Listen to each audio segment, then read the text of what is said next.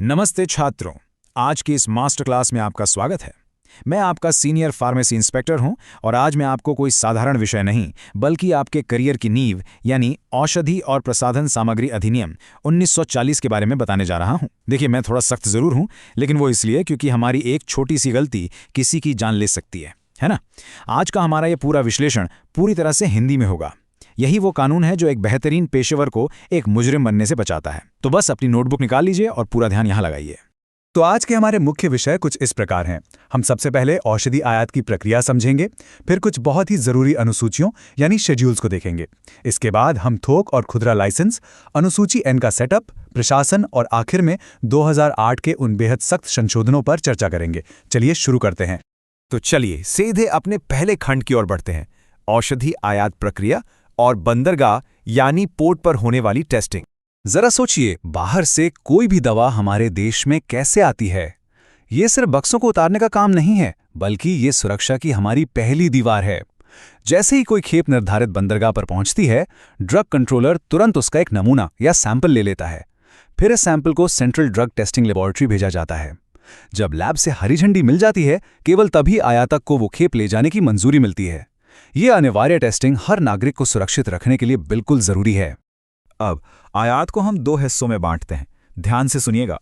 पंजीकृत या रजिस्टर्ड दवाओं के लिए आपको फॉर्म 10 आयात लाइसेंस चाहिए ही चाहिए, और अगर दवा अनुसूची X जैसी बहुत संवेदनशील है तो आपको फॉर्म 10A लगेगा। दूसरी तरफ अपंजीकृत दवाओं का आयात आप यूं ही नहीं कर सकते। इसके लिए एडवांस ऑथराइजेशन होना जरूरी है, जहां विशेष छूट मिलती है। सीधा सा हिसाब है। एक इंस्पेक्टर के तौर पर जब मैं कंटेनर देखता हूं तो मैं क्या ढूंढता हूं? बिल्कुल यही सब। आयातित दवा के लेबल पर निर्माता का नाम और पता, उसका विशिष्ट बैच नंबर, बनने और एक्सपायरी की तारीख, आयातक का विवरण और आयात लाइसेंस नंबर, चाहे वो फॉर्म 10 हो या 10A, साफ साफ लिखा होना चाहिए। अगर इनमें से एक भी चीज गायब मिली ना, तो ये कानून का सीधा उल्लंघन है। मैं ऐसे माल को उसी वक्त सील कर दूंगा, समझे आप? लेकिन रुकिए, क्या होगा अगर आप कोई दवा सिर्फ परीक्षण या एनालिसिस के लिए मंगा रहे हैं? तब आपको फॉर्म 11 में एक टेस्ट लाइसेंस लेना होगा। और अगर आप सिर्फ एक्सिपिएंट्स मंगा रहे हैं, मतलब रंग या प्रिजर्वेटिव जिनका कोई मेडिकल उपयोग नहीं है, तो आपको लाइसेंस नहीं बल्कि बंदरगाह पर ड्रग कंट्रोलर से महज एक अनापत्ति प्रमाण पत्र यानी नो ऑब्जेक्शन सर्टिफिकेट चाहिए होता है। अच्छा, कॉस्मेटिक्स यानी सौंदर्य प्रसाधनों का आयात भी कोई बच्चों का खेल नहीं है। हम मिस ब्रांडेड या हानिकारक चीजों वाले नकली कॉस्मेटिक्स बिल्कुल बर्दाश्त नहीं करते। सबसे अहम बात, भारी धातुओं की एक तय रासायनिक सीमा होती है।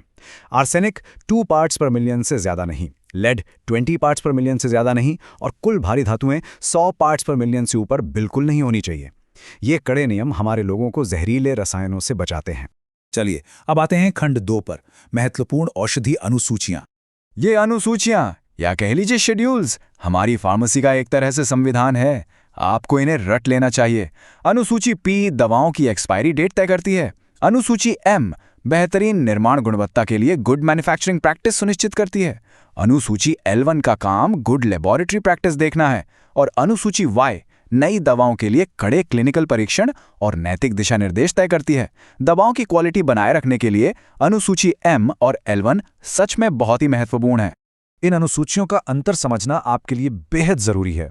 अनुसूची C और C1 उन जैविक उत्पादों के लिए हैं जिन्हें खास तरह के स्टोरेज की जरूरत होती है। अनुसूची G वाली दवाओं पर साफ चेतावनी होनी चाहिए कि चिकित्सा देखरेख के बिना लेना खतरनाक है। अनुसूची H की दवाएं आप बिना डॉक्टर के पर्चे के बेच ही नहीं सकते। और अनुसूची X, अरे बाप रे, ये सबसे खतरनाक और नशीली दवाएं हैं। आप एक बार में 100 टैबलेट या 300 मिलीलीटर से ज्यादा नहीं बेच सकते, और इनका बहुत कड़ा रिकॉर्ड रखना पड़ता है। अगर आपने इन नियमों को तोड़ा तो सीधे जेल की हवा खानी पड़ेगी। आगे बढ़ते हैं खंड 3 की तरफ, थोक और खुदरा लाइसेंस। एक बात हमेशा याद रखिएगा, केंद्रीय संगठन आयात देखता है, लेकिन आपके राज्य के अधिकारी आपके वितरण लाइसेंस को संभालते हैं। थोक लाइसेंस यानी होलसेल के लिए आपको फॉर्म 20B या 21B चाहिए, जिससे आप अस्पतालों या खुदरा दुकानों को माल दे सकें। खुदरा बिक्री यानी रिटेल के 2 रास्ते हैं। एक सामान्य लाइसेंस, जहां दुकान में एक योग्य फार्मासिस्ट का होना बिल्कुल अनिवार्य है, और दूसरा है प्रतिबंधित लाइसेंस, जो उन लोगों के लिए है जिनकी कोई पक्की दुकान नहीं है, पर वो केवल कुछ चुनिंदा दवाएं ही बेच सकते हैं। और हाँ, एक बार लाइसेंस मिल गया तो मेरी पैनी नजर आप पर ही होगी। आपको अपना लाइसेंस दुकान में एकदम सामने दिखाना होगा, दवाएं हमेशा मान्यता प्राप्त डीलरों से ही खरीदनी है। अगर आपका फार्मासिस्ट बदलता है तो मुझे 1 महीने के अंदर बताएं। अगर आपकी कंपनी का ढांचा बदल रहा है तो 3 महीने के भीतर सूचना दें। और सबसे जरूरी बात, दवाएं हमेशा उनके असली कंटेनरों में ही बिकनी चाहिए। ये आपकी कानूनी जिम्मेदारी है, कोई मजाक नहीं। अब आते हैं खंड 4 पर, अनुसूची N और फार्मेसी का सेटअप। तो आप अपनी खुद की फार्मेसी कैसे लगाएंगे? इसके लिए अनुसूची N की न्यूनतम उपकरणों की चेकलिस्ट आपके दिमाग में छपी होनी चाहिए। जब मैं आपकी दुकान का मुआयना करने आऊंगा तो मैं देखूंगा कि जगह पर्याप्त है या नहीं। क्या दवाओं को रखने के लिए सही रैक और फ्रिज हैं? क्या आपके पास कंपाउंडिंग और डिस्पेंसिंग के सही उपकरण हैं? और क्या जरूरी आधिकारिक किताबें और रजिस्टर मौजूद हैं? अगर ये सब नहीं मिला तो याद रखिए, आपकी दुकान खुलने से पहले ही बंद हो जाएगी। चलिए अब देखते हैं खंड 5, प्रशासन और प्रवर्तन निकाय। आपको ये भी तो पता होना चाहिए कि आखिर इस कानून को चलाता कौन है। ये पूरा सिस्टम 3 हिस्सों में काम करता है। पहले हैं सलाहकार निकाय, जो नियम कानून बनाते हैं। दूसरे हैं विश्लेषणात्मक निकाय, जो प्रयोगशालाओं में दवाओं की जांच करते हैं। और तीसरे हैं कार्यकारी अधिकारी, जैसे कि लाइसेंसिंग अथॉरिटी और मुझ जैसे ड्रग इंस्पेक्टर, जो मैदान में उतरकर इन नियमों का सख्ती से पालन करवाते हैं। प्रशासन में सबसे ऊपर बैठता है औषधि तकनीकी सलाहकार बोर्ड, यानी DTAB। इसमें 18 सदस्य होते हैं और इनका काम केंद्र और राज्य सरकारों को हर तरह के तकनीकी मामलों पर सलाह देना है। इसके ठीक बगल में है औषधि सलाहकार समिति, यानी DCC, जो ये तय करती है कि कानून पूरे देश में एक समान रूप से लागू हो। ये समिति मुख्य तौर पर तकनीकी बोर्ड और सरकारों को सलाह देती है। अब बात करते हैं ग्राउंड लेवल की। एक सरकारी विश्लेषक और ड्रग इंस्पेक्टर के बीच का अंतर बहुत साफ है। सरकारी विश्लेषक अपनी लैब में बैठकर सीमा शुल्क अधिकारियों या अदालतों द्वारा भेजे गए सैंपल्स की टेस्टिंग करते हैं, और हम ड्रग इंस्पेक्टर, हम हमेशा फील्ड में होते हैं। हमारा काम है साल में कम से कम एक बार आपकी दुकानों का निरीक्षण करना, गड़बड़ी मिलने पर दवाओं को जब्त करना और दोषियों पर सीधा मुकदमा ठोकना। और अब हमारा आखिरी और सबसे गंभीर हिस्सा, खंड 6, 2008 के संशोधन और कड़े दंड। देखिए, अब तक मैंने जो भी बताया वो जरूरी था, लेकिन अब जो मैं बताने जा रहा हूं उसे सुनकर आपके रोंगटे खड़े हो जाएंगे। 2008 के संशोधन अधिनियम ने पूरे खेल के नियम ही बदल कर रख दिए हैं। मिलावटी और नकली दवाओं के अपराधों से निपटने के लिए इसने ऐसे सख्त नियम बनाए हैं कि अपराधी बचने की सोच भी नहीं सकता।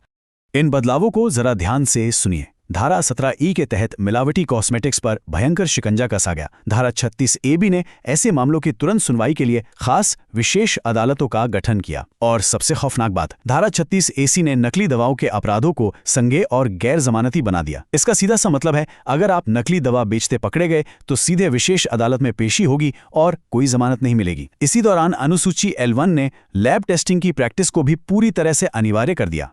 तो मेरे होने वाले फार्मासिस्टों, 2008 के इन खतरनाक संशोधनों, भारी धातुओं की कड़ाई और अनुसूची H तथा X के भारी भरकम नियमों को अच्छी तरह समझने के बाद मैं आपसे एक बहुत ही सीधा सवाल पूछता हूं।